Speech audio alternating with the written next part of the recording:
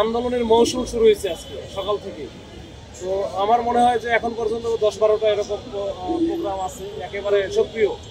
অ্যাকশনে গেলেও কথা, না গেলেও আর একটা কথা। এখন আমরা অ্যাকশনে না, এটা আসলে ডিসপার্স করা পুলিশের কাজই এটা। এখন আজকে তো আন্দোলনের মৌসুম শুরু হয়েছে আজকে সকাল থেকে। তো আমার মনে হয় যে এখন পর্যন্ত 10-12টা এরকম প্রোগ্রাম আছে, একেবারে সক্রিয়। যে 1000, 1500, 1200, 1500 এরকম আন্দোলনকারীরা একসাথে আসছে, বিভিন্ন জায়গায় আছে। তো আমরা সকাল থেকে বিভিন্ন জায়গায়, যে কোনো জায়গায় একটু সফটলি দেখতেছি, বা যতটুকু যেখানে যেটা প্রয়োজন হয় সেইভাবে দেখে আমরা কিন্তু মোটামুটি আস্তে আস্তে এটা আমরা সমাধান করার চেষ্টা করেছি। তো এখন এইটা আছে, ওনারাও চলে গেলে হয়তো আজকের দিনটা আমরা রেহাই পাবো।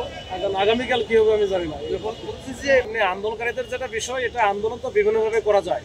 শুধুমাত্র যে রাস্তা দখল করে ওই যে মানুষের ভোগান্তি সৃষ্টি করে আন্দোলন করা যায় না। আন্দোলনের অনেক পথ আছে, এখন আলোচনা টেবিল আছে, মানববন্ধন আছে, বা বিভিন্ন শান্তিপূর্ণ উপায় বহু আছে। তো সেটাতে যাক, ওইটাতে আমাদের তো সবসময় সমর্থন থাকে, আমরা আরো সাপোর্ট করি যে ঠিক আছে, প্রেস ক্লাবের ওখানে গেছে, ওখানে ওরা মানববন্ধন করতেছে বা ওখানে বিক্ষোভ করতেছে, করুক, রাস্তাটা বন্ধ না করলে।